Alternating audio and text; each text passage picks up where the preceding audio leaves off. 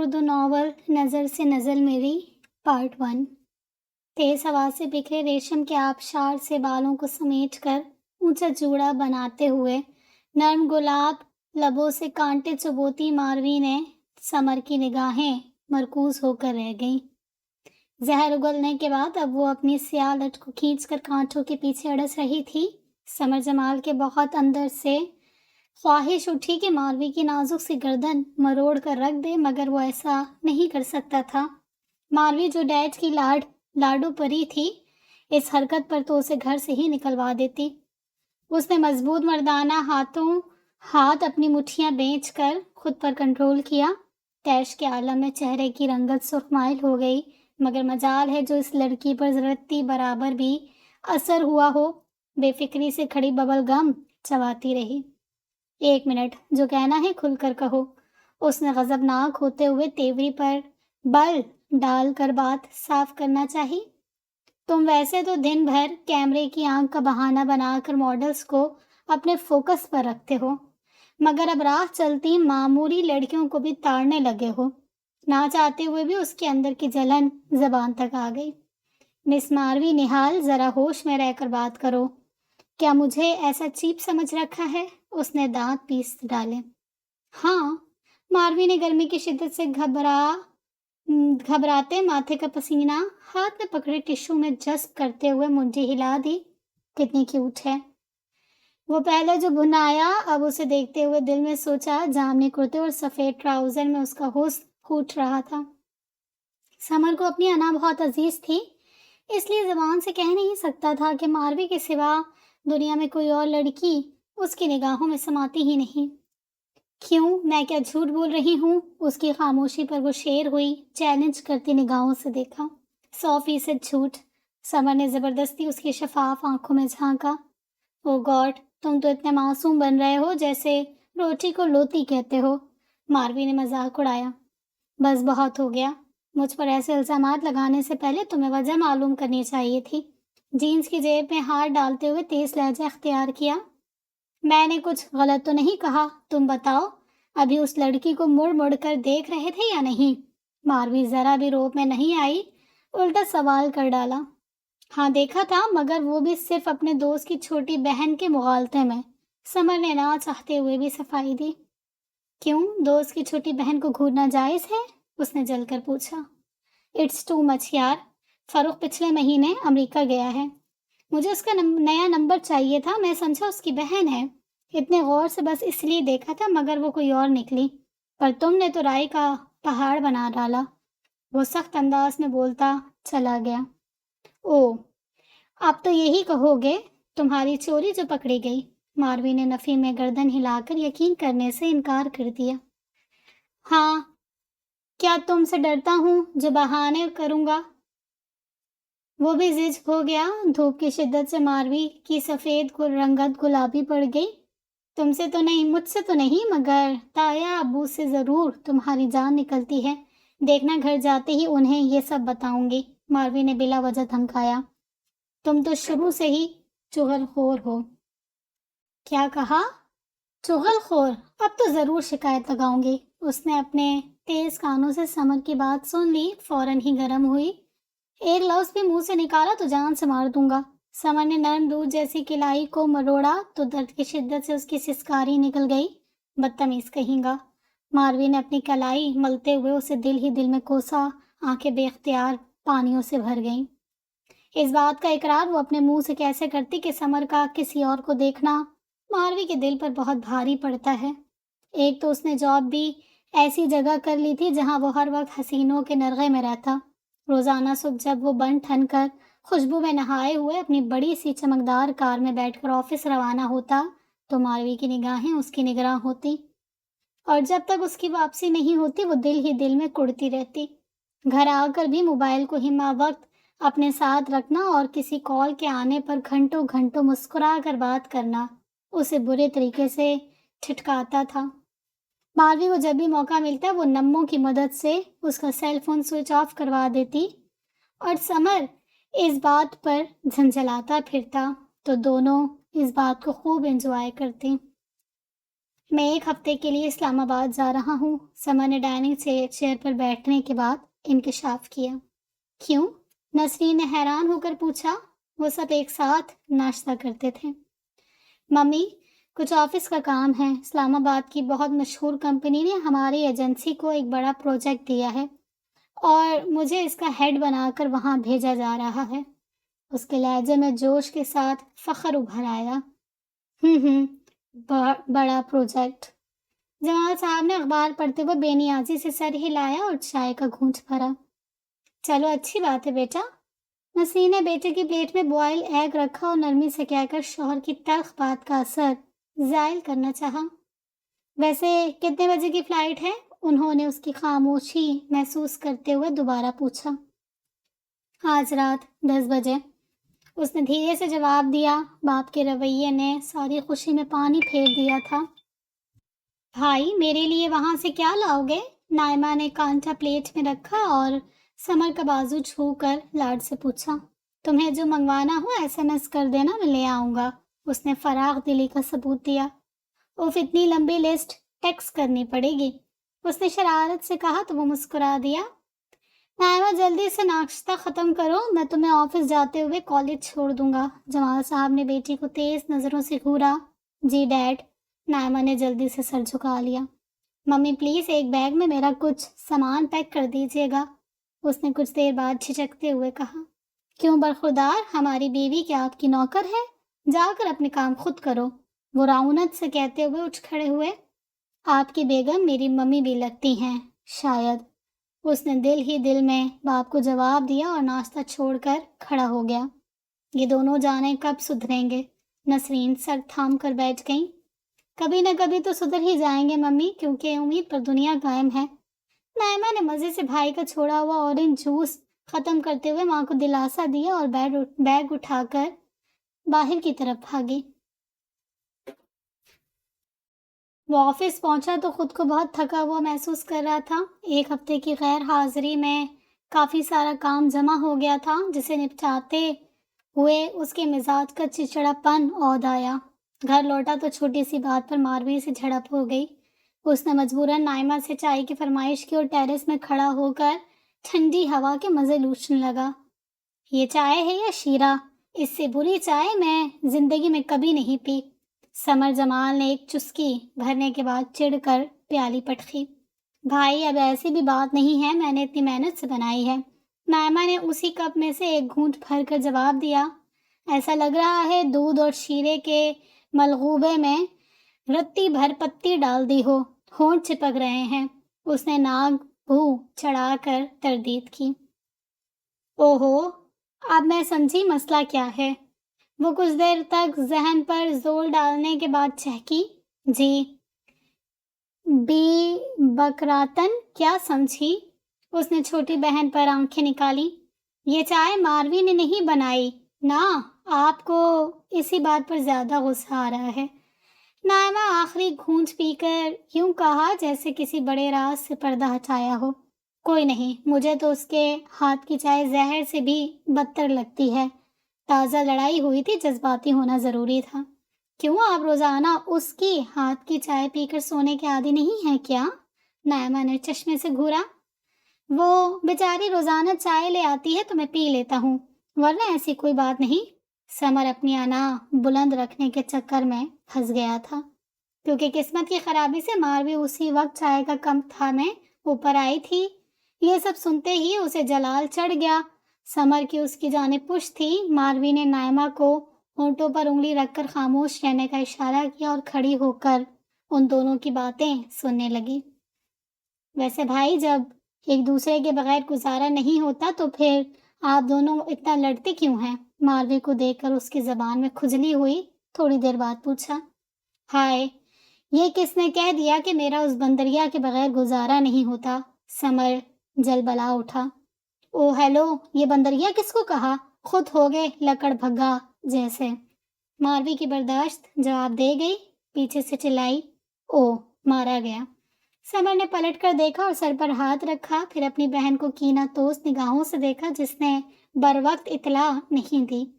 ساری لڑائی بھلا کر اپنے ہاتھوں سے تمہارے لیے چائے بنا کر لائی اور تم مجھے ہی برا بھلا کہہ رہے ہو۔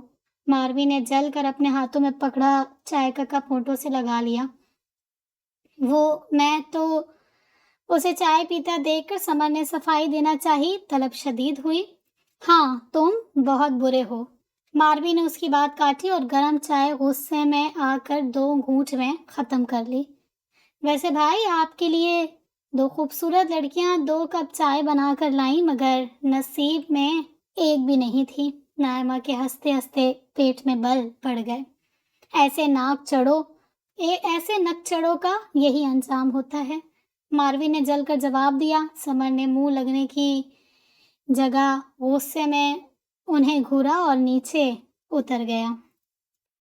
سمر جمال کو شروع سے ہی خوبصورتی سے پیار تھا۔ قدرت کے حسین نظارے، فطری مناظر، حسین چہرے جیسے اسے اپنی جانب کھینچتے تھے اور وہ انہیں فوراً ہی اپنے کیمرے کی آنکھ میں قید کر لیتا۔ باپ کی خواہش پر انجینئرنگ کی تعلیم حاصل کرنے کے ساتھ اس نے شوقیہ طور پر فوٹوگرافی کا کام شروع کر دیا۔ پہلے تو اس نے صرف اپنے شوق کے مشغلے تک محدود رکھا، مگر پھر اس کے آرٹسٹک کام کو دیکھتے ہوئے چند دوستوں نے مجبور کیا اور وہ نئے آسمانوں کی تلاش میں باقاعدہ طور پر ایک ایڈورٹائزنگ کمپنی سے منسلک ہو گیا۔ یہیں سے اس کے اور جمال صاحب کے درمیان خلیج پیدا ہوئی، جو وقت کے ساتھ ساتھ بڑھتی چلی گئی۔ یہ قدامت پسند سوچ کے حامل انسان تھے۔ فوٹوگرافی کو مشغلہ تو تصور کر سکتے تھے، مگر اسے پیشہ بنانا ان کے نزدیک نری حماقت تھی۔ اس لیے بیٹے کو پیار سے سمجھانا چاہا کہ اس کام میں تمہارا فیوچر برائٹ نہیں ہے، جبکہ اپنے کام کے حوالے سے سمر کا جنون بڑھتا چلا جا رہا تھا۔ اسی فیلڈ نے اسے معقول آمدنی کے ساتھ ساتھ شہرت بھی دی۔ نسرین جب بھی جمال صاحب کو بیٹے کے معاملے میں نرم رویہ اختیار کرنے کے لیے منانا چاہتی، وہ بس ایک ہی شرط سامنے رکھتے کہ سمر اپنی فوٹوگرافی کا سارا سامان اٹھا کر اسٹور میں رکھ دے اور انجینئرنگ کی فیلڈ میں چند سالوں تجربہ حاصل کرنے کے بعد کسی اچھے ادارے سے منسلک ہو کر ٹھاٹ سے نوکری کرے۔ سمر بھی ایک سرپھرا تھا۔ اس کے اندر کی حس لطیف اور مہم جوئی اسے ہمیشہ نئے محاذ پر متحرک رکھتی۔ اسے نئی چیزیں دیکھنے کا شوق بے چین رکھتا۔ اس معاملے میں اس کے اندر صبر و تحمل کی بھی کمی نہ تھی، اسی لیے وہ ترقی کرتا چلا گیا۔ سمر جمال کا نام اب دنیا پہچاننے لگی تھی۔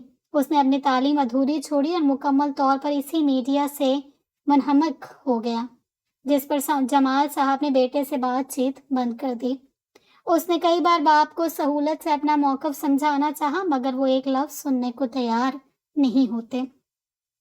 سمر اپنے کام میں جتا رہا۔ کمرشل فوٹوگرافر ہونے کے ساتھ ساتھ اس نے اعلیٰ درجے کی گرافک ڈیزائنر کی ڈگری حاصل کی۔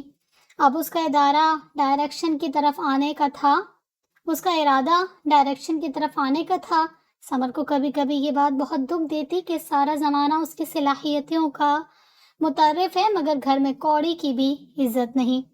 اگر غلطی سے بھی اپنے شعبے کے حوالے سے اس کے منہ سے کوئی بات نکل جاتی تو جمال اظہر کی تیوری پر اتنے بل پڑ جاتے کہ گننا مشکل ہو جاتا۔ سونے پر سہاگا ماروی ان کا ساتھ دینے کے لیے میدان عمل میں کود پڑتی۔ وہ باپ کو تو کچھ کہہ نہیں سکتا تھا، البتہ کزن سے خوب تو میں اور کبھی کبھار جنگ و جدل ہو جاتی۔ پھر کئی دن تک ان کا منہ مشرق کی جانب اور دوسرے کا مغرب کی جانب پھر جاتا۔ وہ نائمہ اور ماروی کے ساتھ ایک مشہور آئس کریم بار میں آیا ہوا تھا۔ اچانک اسے سامنے سے مشہور ماڈل سہانا ریاض پینسل ہیر کی ٹک ٹک کے ساتھ لہراتی بل کھاتی اسی طرف آتی دکھائی دی۔ ماروی کا من موہنا سا پرسکون چہرہ دیکھتے ہوئے سمر کی رگیں شرارت بھڑکی۔ وہ اپنی جگہ سے اٹھا اور سہانا کی جانب چل پڑا، جو بڑے ناز و انداز کے ساتھ کھڑی کسی کا انتظار کر رہی تھی۔ سمر کی حرکت پر نائمہ اور ماروی کا منہ کھلا کا کھلا رہ گیا۔ ہیلو سہانا، وہ چہرے پر مسکراہٹ سے جا کے بولا۔ ہائے سمر، ہاؤ آر یو؟ ایک ادا سے بالوں کو جھٹک کر سر پر گلاسز لگائے۔ I am fine. ایک دلکش مسکراہٹ اس کے لبوں کو چھو گئی۔ ترچھی نظر اپنی ٹیبل کی طرف ڈالی۔ وہ سہانا سے باتوں میں مگن ہو گیا۔ ان دونوں نے دانت کچکچا کر سمر کو دیکھا جو کچھ زیادہ ہی خوش اخلاقی برت رہا تھا۔ ماروی کا دل جل کر کباب ہو گیا۔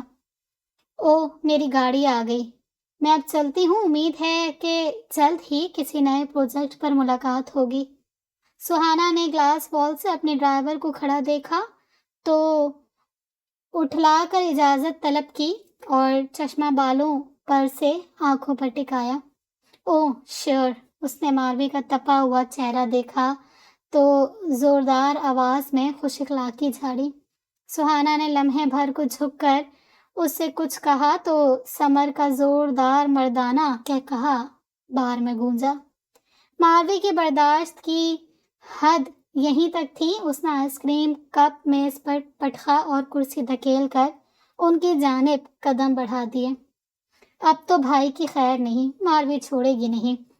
نائمہ ٹیشو سے اپنا چشمہ صاف کرتے ہوئے بڑبڑائی۔ مارے گئے۔ سمر نے اسے اپنی طرف بڑھتا دیکھا تو دل میں ڈرا اور سہانا کو اجلت میں خدا حافظ کہنے کے بعد ماروی کی جانب مڑ گیا۔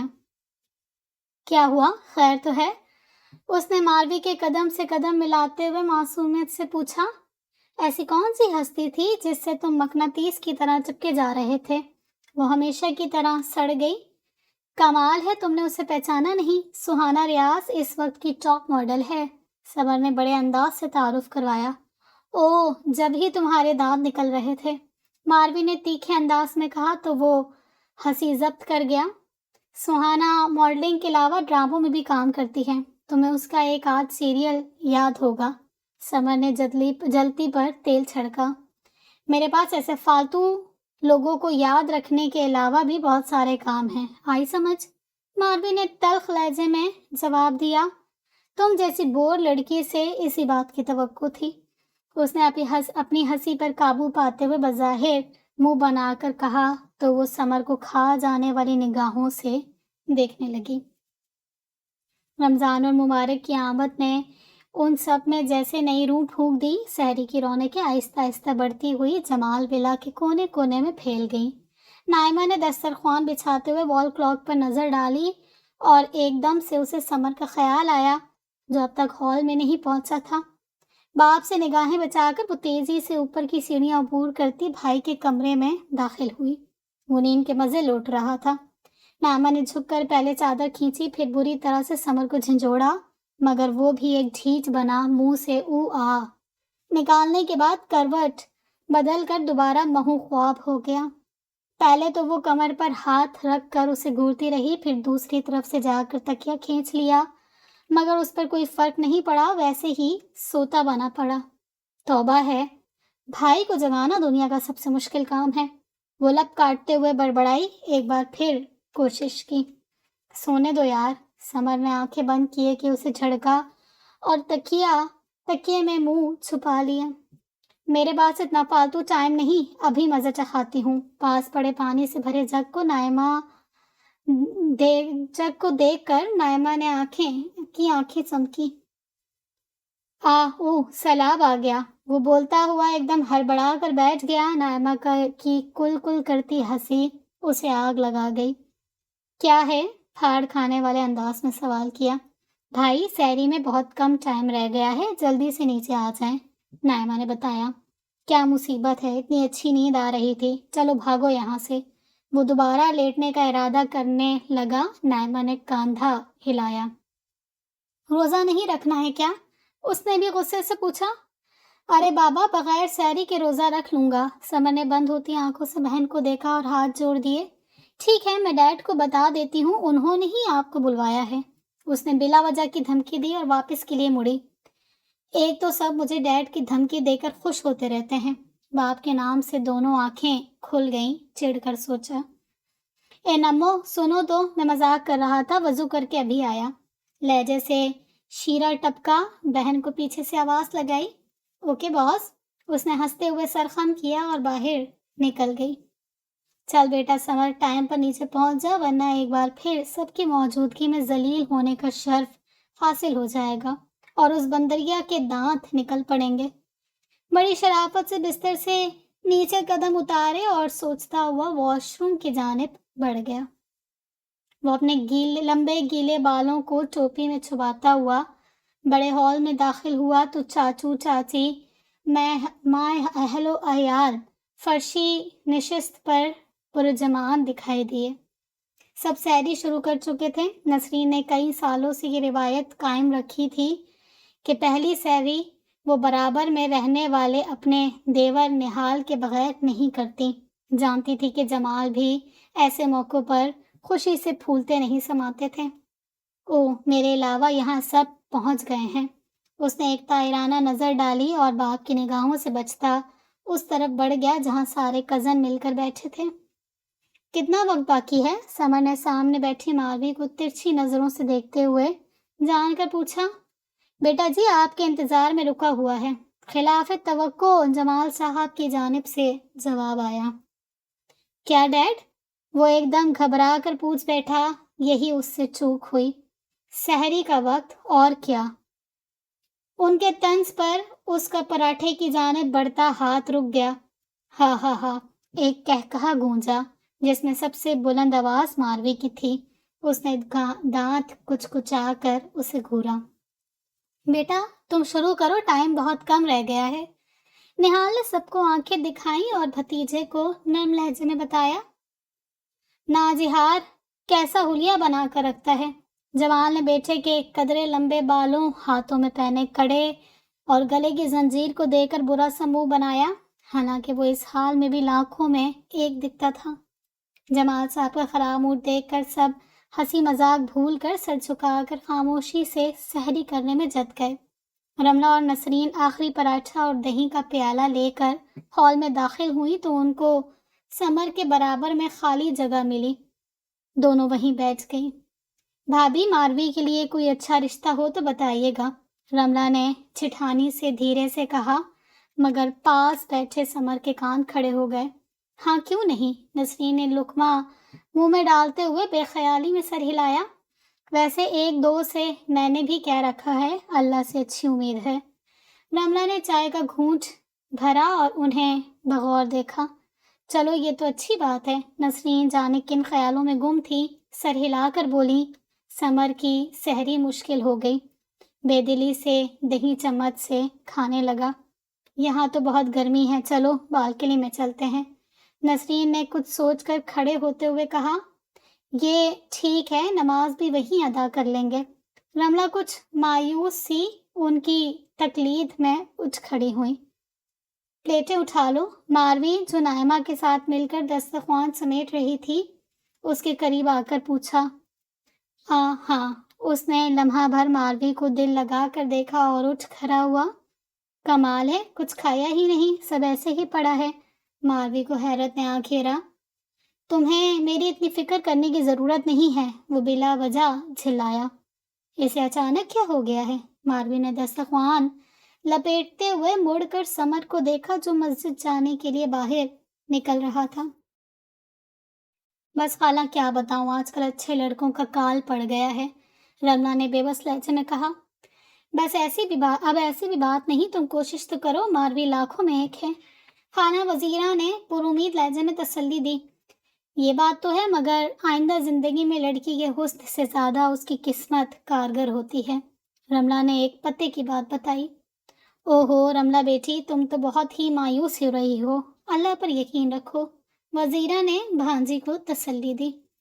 ہاں خالہ آپ نے سچ کہا، اس بابرکت مہینے میں بس ایک ہی دعا ہے کہ اللہ میری بچی کا نصیبہ جلد از جلد کھول دیں، رملہ نے سر ہلا کر دعا کی۔ آمین، خالہ نے زور سے کہا۔ خالہ کوئی اچھا گھرانہ ہو تو آپ بھی نظر میں رکھیے گا، رملہ نے ان کے کان میں بھی بات ڈال دی۔ کیوں نہیں، ویسے ایک بات میرے ذہن میں آئی ہے، خالہ نے کچھ سوچ کر کہا۔ ہاں کہیں، ایسی کیا بات ہے؟ رملہ نے سر ہلایا۔ تمہاری جٹھانی کا بیٹا ماشاءاللہ کتنا پڑھا لکھا اور قابل ہے، شکل و صورت میں بھی شہزادوں سے کم نہیں، پھر باہر کیوں رشتہ ڈھونڈتی پھر رہی ہو؟ کیا تم لوگوں کی آپس میں انبن رہتی ہے؟ خالہ وزیرہ کے لہجے میں ہمدردی سمٹ آئی۔ ایسی کوئی بات نہیں ہے خالہ، بڑی بھابھی تو لاکھوں میں ایک ہیں، مگر اچھا نہیں لگتا کہ میں لڑکی والی ہو کر یہ بات اپنے منہ سے نکالوں۔ کبھی بچپن میں میری ساس نے اس خواہش کا اظہار کیا تھا، مگر اب کئی سالوں سے اس بارے میں کوئی بات نہیں ہوئی تو میں بھی چپ ہو گئی۔ رملہ نے اصل بات گول کر دی۔ وہ نسرین کے سامنے یہ بات نکال چکی ہیں مگر وہاں سے کوئی مثبت جواب نہیں ملا۔ ہاں بھائی، اب خون کے رشتوں میں وہ بات کہاں رہی؟ خالہ نے بھی اپنی سمجھ کے مطابق فلسفہ جھاڑا۔ ویسے ایک طرح سے یہ اچھا ہی ہوا، ماروی اور سمر میں بالکل بھی انڈرسٹینڈنگ نہیں ہے، دونوں میں ایک لمحے کو بھی نہیں بنتی، دونوں ہر وقت ایک دوسرے کی کاٹ میں لگے رہتے ہیں۔ ان حالات میں شادی ہو بھی جائے تو شاید گزارا مشکل ہو جائے گا۔ رملہ نے سرد آہ بھری۔ ہاں بیٹا، یہ تو ہے، ہمارا وقت اچھا تھا، ماں باپ نے جہاں بھی رشتہ طے کر دیا ہم نے زبان سے اف بھی نہ نکالی اور ایسی ہی زندگی گزار دی۔ مگر آج کل کے لڑکے لڑکیوں میں تو وہ کیا ہوتی ہے انڈرسٹینڈنگ، وہ ہونا ضروری ہے۔ توبہ بھائی، قیامت کی نشانیاں ہیں۔ خالہ نے پھولے پھولے گال پیچھنے کے بعد سر پر اچھے طریقے سے چادر جما لی۔ ویسے خالہ، سمر تو مجھے بھی پیارا ہے مگر کیا کریں، اسے بھی 2 گھڑی کو ماروی کا وجود برداشت نہیں ہوتا۔ وزیرہ کی بات پر رملہ نے دکھی انداز میں کہا، چاچی آپ کو ممی بلا رہی ہیں۔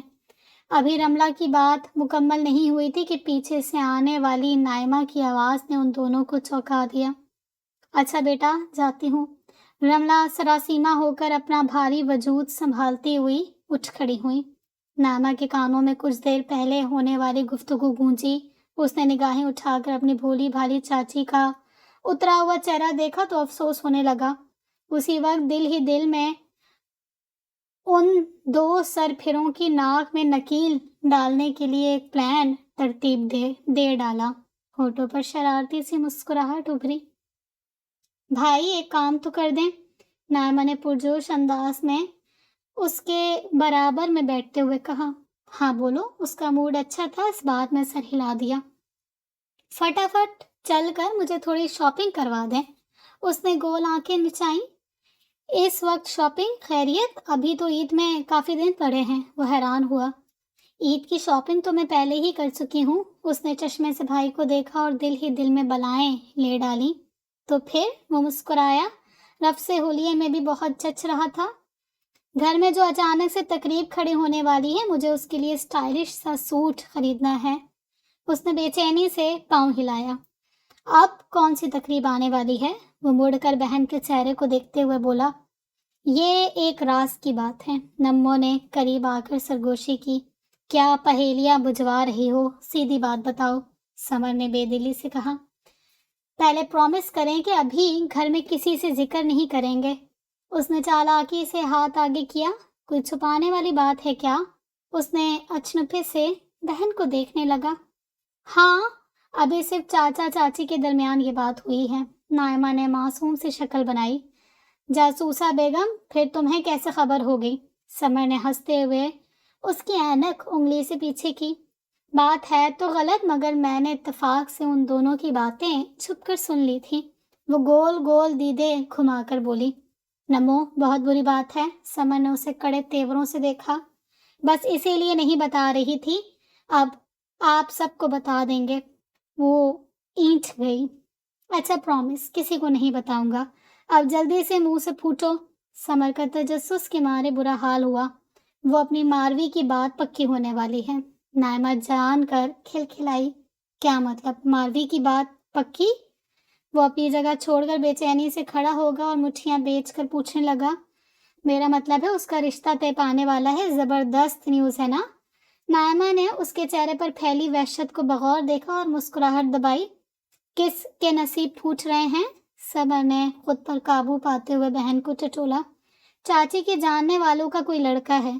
نائمہ نے مزے سے بتایا۔ اس کی جان نکلی جا رہی تھی۔ اچھا، تب ہی اس دن چاچی ممی کو بتا رہی تھی۔ وہ سوچ میں گم ہو گیا۔ پھر چلیں شاپنگ پر؟ نائمہ نے اسے چھیڑا۔ نمو، اس وقت تو تم اپنے کمرے میں جاؤ، آئی سمجھ؟ وہ بلا وجہ بہن پر چیخا تو وہ برا مانے بنا دروازے کی جانب بڑھ گئی۔ اب کیا کروں؟ منہ سے کوئی بات نکالی تو ڈیڈ ہی سماج کی دیوار بن کر کھڑے ہو جائیں گے۔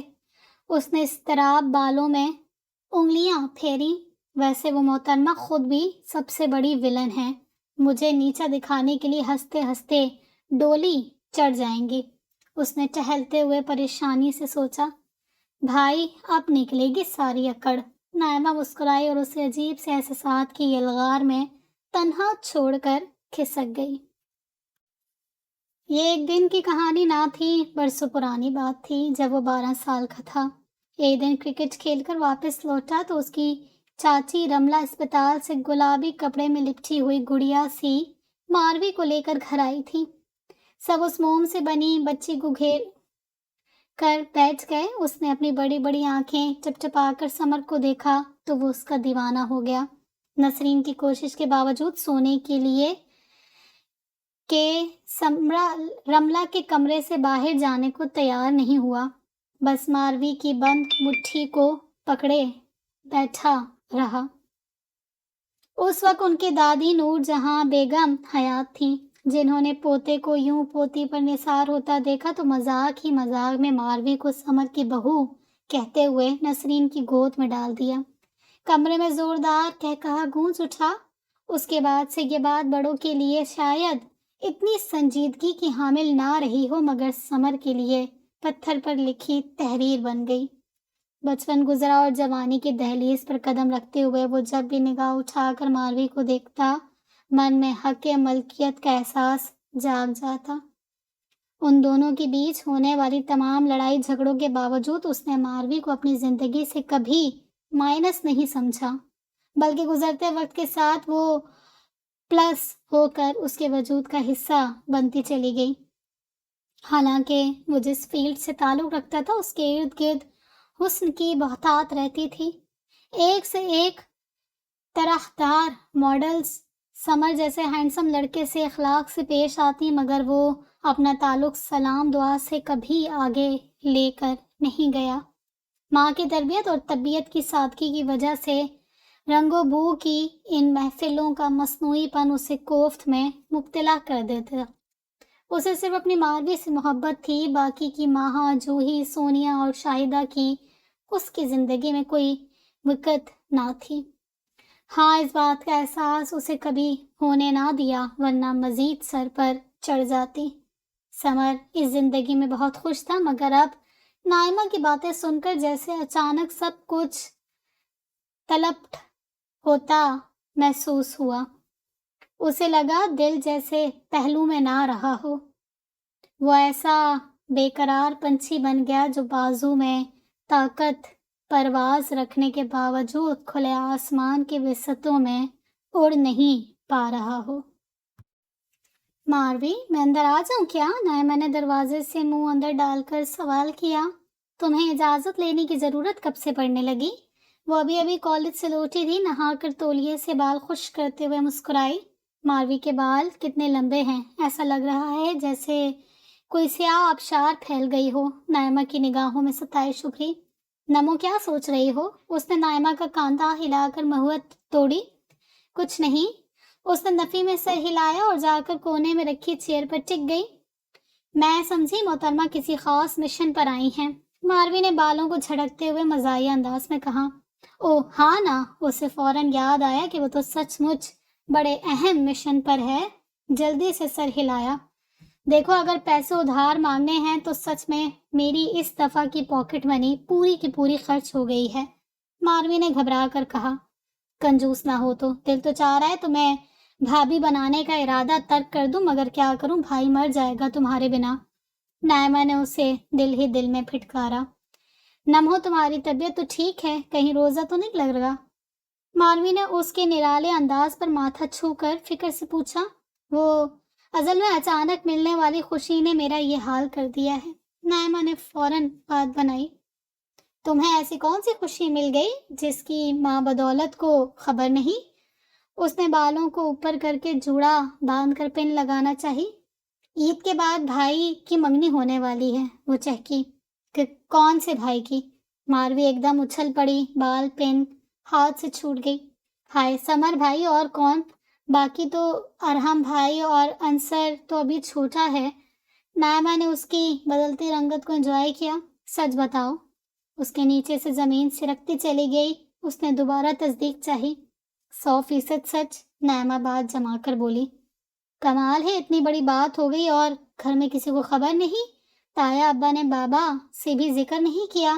ماروی نے آنکھیں سکیڑ کر اسے شکی انداز میں گھورا۔ تم پوری بات تو سنتی نہیں ہو اور شروع ہو جاتی ہو، جاؤ میں کچھ نہیں بتاتی۔